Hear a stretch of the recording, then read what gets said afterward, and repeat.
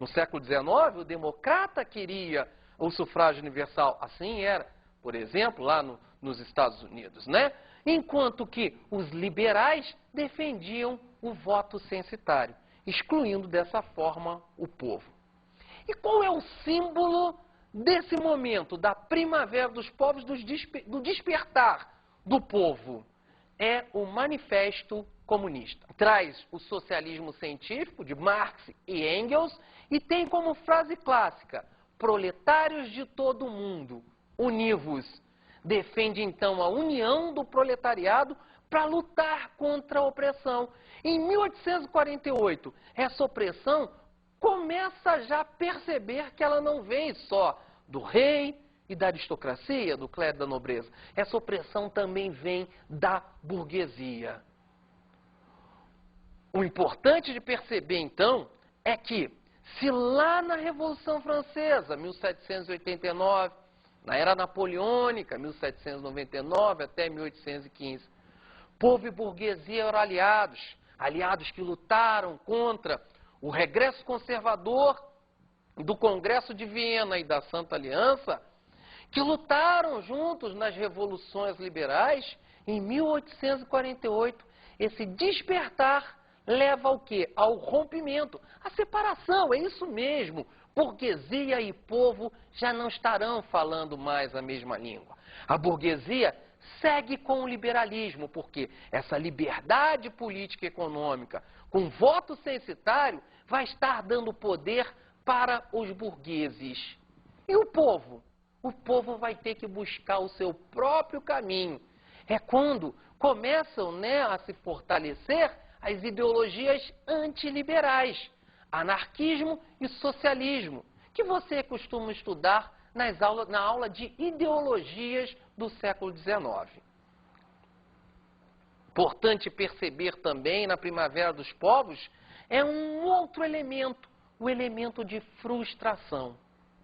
Essas revoltas, essas revoluções que vieram com tanta intensidade em 1848, a duração delas foi muito curtinha. 2 anos depois, no máximo, os anseios populares caíam por terra.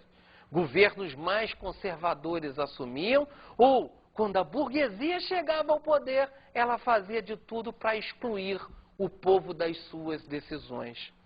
O que traz também, então, essa nova ideia de que o povo tem que lutar sozinho pelos seus interesses.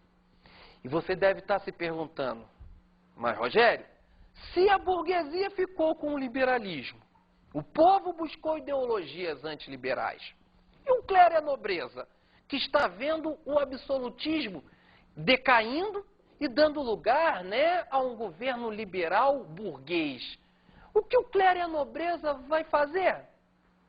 Eu costumo dizer que essa nobreza vai passar por um processo de aburguesamento.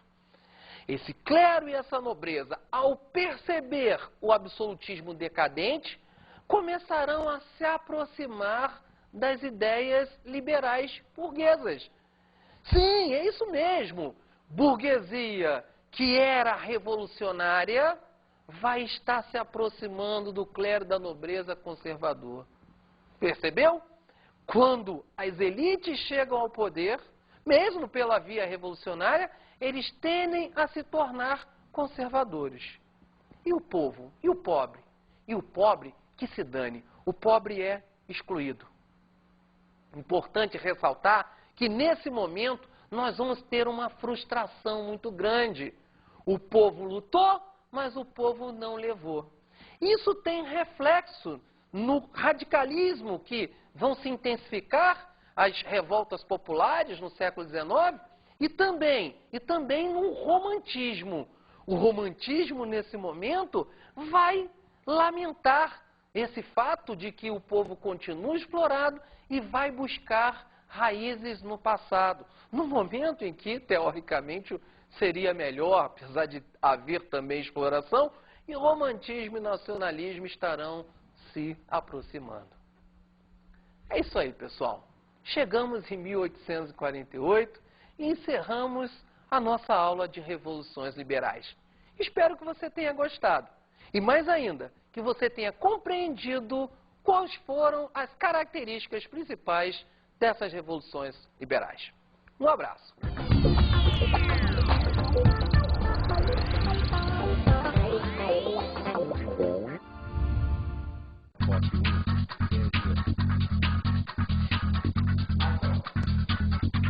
Bem, pessoal, a minha dica de estudo é que, como esse assunto ele mistura vários países, mistura vários momentos e várias características, ele costuma ser um assunto em que o aluno tende a se atrapalhar um pouco. O que eu recomendo para você? Procura se ligar nas ideologias. Se você compreender bem as ideologias, você vai conseguir visualizar todo o processo. E qualquer questão que te exijam, você será capaz de resolver baseado nisso.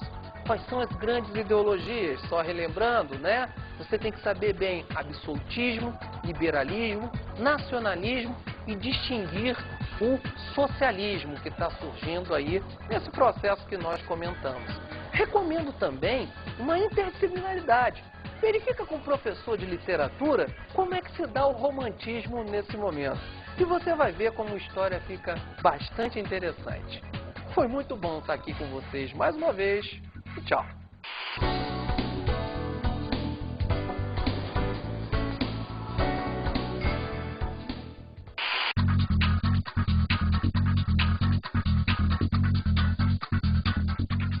Na aula de hoje estudamos as revoluções liberais do século XIX. Você tem que ter percebido que as revoluções liberais, elas são uma reação ao movimento absolutista e que elas têm três momentos: 1820, 1830 e 1848. Falamos sobre o absolutismo. No absolutismo, você tem que perceber as grandes características que levam burguesia e povo a lutar contra eles. O mercantilismo, a falta de liberdade, a desigualdade social, a existência de privilégios, como a isenção de impostos, que uniram burguesia e povo contra o governo absolutista. Observamos o liberalismo. No liberalismo, fique atento às principais ideias que ainda estão presentes no dia de hoje. É a liberdade política e econômica. Liberdade política funciona como? Igualdade jurídica, divisão de poderes, enquanto que a liberdade econômica é a livre produção, livre comércio, livre concorrência. Ideias que a burguesia vai atrair o povo para o seu lado, mas depois vão acabar beneficiando principalmente a burguesia. E conhecemos as revoluções liberais. Nas revoluções liberais, burguesia e povo caminharam juntos até 1848, quando a Primavera dos Povos dá o rompimento. Burguesia com o liberalismo e o povo buscando ideologias antiliberais. Bons estudos!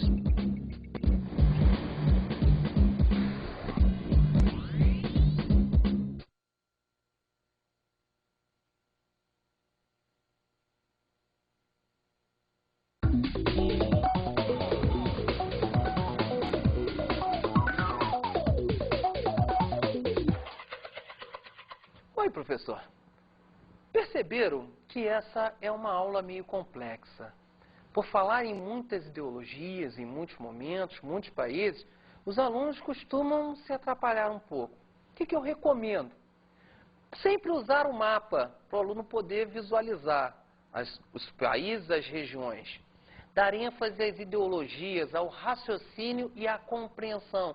Sempre mostrando as características e as diferenças. E por último, procura sempre relacionar com os dias de hoje. Procura mostrar como é que está aquela região hoje em dia. Procura também sintonizar com os movimentos nacionalistas atuais, como foi comentado na própria aula, né? Curdos, chechenos, bascos, palestinos, para que o aluno possa, ao estar recebendo uma notícia via televisão, jornal, revista, de que há um movimento de independência, ele consiga relacionar com aquela época. Recomendo também fazer uma relação, né, do nacionalismo na Europa, do nacionalismo com a América, como a independência do Brasil e a independência da América Espanhola. No mais, é contigo mesmo.